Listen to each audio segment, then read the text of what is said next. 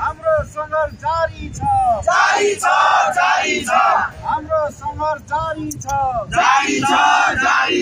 नव समाधि लघुवित्त संस्था खारिज कर लघुवित्तद्वारा लागेको अन्यायपूर्ण ऋण बिना जाली तमासु रद्द गर कालो सूची दिगो निलामी फुकुवा गर नव समाधि लघुवित्त संस्था खारिज कर गाउँघरका दिदीबहिनीलाई ठग्ने संस्था हामीलाई चाहिँदैन गाउँघरका दिदीबहिनीलाई मर्नु बाध्य बनाउने लघुवित्त संस्था हामीलाई चाहिँदैन सम्पूर्ण पीडित हामी एक हौं सम्पूर्ण पीडित हामी एक हौं अघि बढौँ समाधि लघुवित्त संस्था खारिज कर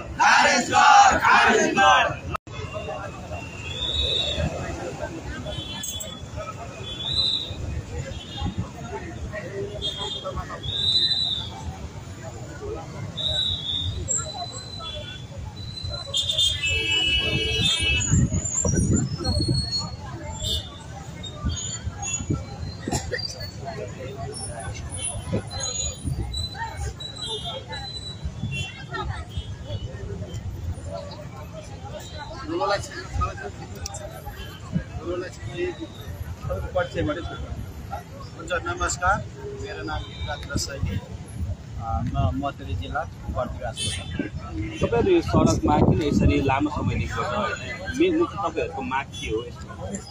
हाम्रो माग यो लामो भनेले लगभग हामी 41 महिना भइसक्यौँ र हामी अहिले चाहिँ काठमाडौँ केन्द्रित आन्दोलन चैत्र 17 गतेदेखि हाम्रो जारी छ। हाम्रो ठ्याक्कै 41 दिन चाहिँ हामी र्याली जुलुसहरू गऱ्यौँ, विभिन्न निकायमा गयौँ, बालुवाटार गयौँ, सिंहदरबार गयौँ, नेपाल राष्ट्र ब्याङ्कमा गयौँ र अहिले फेरि पनि सरकारले नसुनेको हुनाले हामी अहिले वैशाख 27 गतेदेखि चाहिँ हामी माइतीघर मण्डलामा धर्ना दिन्छौँ। आज तपाईँ होइन आँखामा कालो पट्टी लगाएर बस्नु भएको छ, यो चाहिँ किन लगाएर कारण चाहिँ सरकार नेपाली जनता हाम्रा नेपाली गएर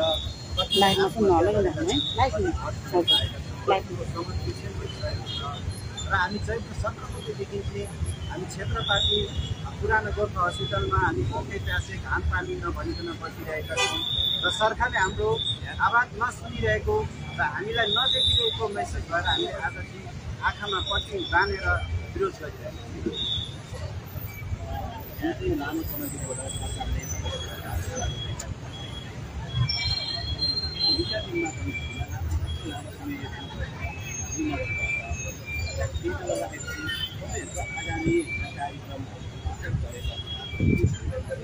हाम्रो आयोजित कार्यक्रम र सरकारले हाम्रो माग पुरा नगरिरहेको अवस्था कसरी पुगिरहेका छौँ भने यो लघुवित्त संस्थाहरू जुन पार्टीका नेताहरू नि आफै छन्, त्यहाँ जुन हामीले जनतालाई न्याय दिने भनेर गएका नेताहरू का कारणले आज वित्तीय संस्थाहरू संरक्षण भइरहेको छ। त्यस वित्तीय संस्थालाई संरक्षण गर्ने र यी दलाललाई माफियालाई संरक्षण गर्ने यो सरकार हो।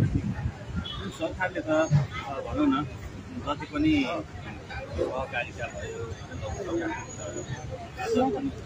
कारवाही जुन चाहिँ हिसाबले त्यसलाई कारवाही गर्ने पीडितहरूलाई चाहिँ न्याय दिने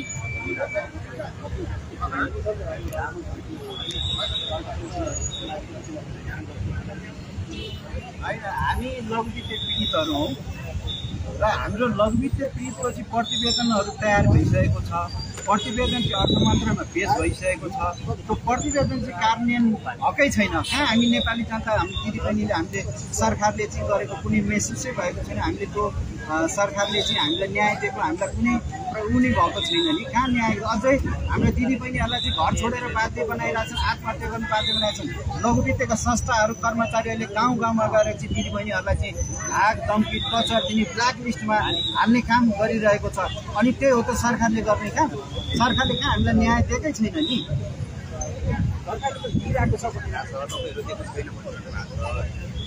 दिएको भएदेखि त हामी आज यहाँ आएर चाहिँ माइती घर मण्डलाको यो तातो सडकमा आएर चाहिँ आँखामा पट्टी बाँधेर चाहिँ बस्ने। अब हाम्रो कुनै थिएन नि त नदिएको हुनाले त हामी आफ्नो अधिकारको लागि सरकारलाई चाहिँ हामीलाई पीडितहरूलाई न्याय देऊ भनेर चाहिँ हामी वारिरहेका छौँ तर सरकारले चाहिँ आँखामा पट्टी बाँधेर चाहिँ बसिरहेको अवस्था छ।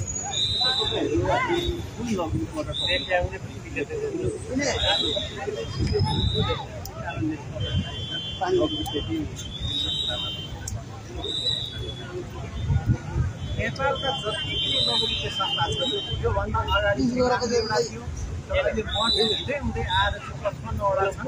ती 55वटै संस्थाहरूले चाहिँ तपाईँको हाम्रा जुन वृद्ध आमाहरूलाई सम्म चाहिँ ब्ल्याक लिस्टमा हालेर जुन दबाई खाने दुध खाने पैसाहरू रोकाइदिएका छन्। कोही जवान भाइ बहिनीहरू विदेश जाने जुन उसमा लागिरहेका छन् ती साँची बसेका भाइ बहिनीहरूलाई ब्ल्याक लिस्टहरू गरिदिएका छन् र ती हाम्रा दिदी बहिनीहरूलाई ब्ल्याक लिस्ट गरिदिएका छन्। त्यो गाउँघरमा बस्ने अवस्था पनि छैन अहिले र दिदी बहिनीहरूले काठमाडौँमा आएका छन् र ती संस्थाहरूले एकदमै टचरतिर तपाईँको चाहिँ अहिले चाहिँ केही परिवर्तन चाहिँ भयो हिजोको दिनभन्दा, किनभने योभन्दा अगाडि तपाईँको यो 2 वर्ष 3 वर्ष अगाडि चाहिँ दिदीबहिनीहरूलाई चाहिँ तपाईँको चाहिँ घरमा ताला लगाइदिन्थ्यो। कति दिदीबहिनीको गाई भैँसी खसी तपाईँको